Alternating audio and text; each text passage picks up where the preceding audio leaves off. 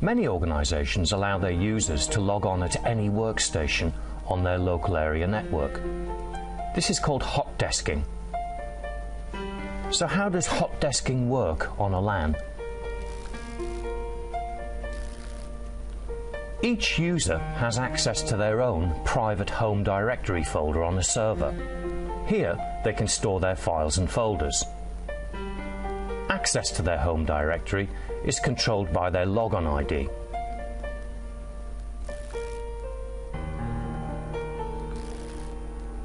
A home directory can be accessed from any workstation via a mapped drive. This is simply a letter which has been allocated to a folder on the server to allow easy access to it. Often this folder is mapped as drive H, H for home. Each user also has a user profile folder on their workstation. A copy of this folder is also stored on the server. The user profile folder contains a file called user.dat.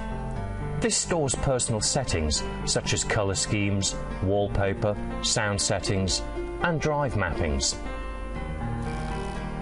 The user profile folder also contains other folders and files such as menu shortcuts and desktop shortcuts.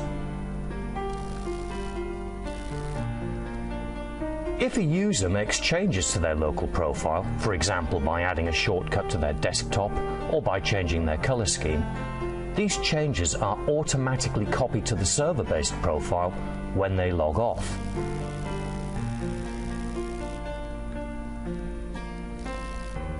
This copy operation does not happen when the user logs off if they didn't make changes to their local user profile. If the user logs onto a workstation they have never logged onto before, the server copy of the user profile is automatically copied to the new workstation. This explains why it might take a while to log onto a workstation you've never logged onto before. The entire user profile has to be copied down to that workstation. The user now has their personal settings available on this workstation.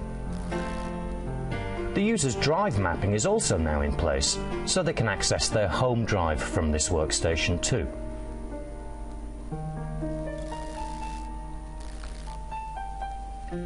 If the user makes changes to their user profile settings on this new workstation, these changes are copied to the server-based profile when they log off, just like before. The local user profile remains on any previously used workstation to allow for quick logon next time.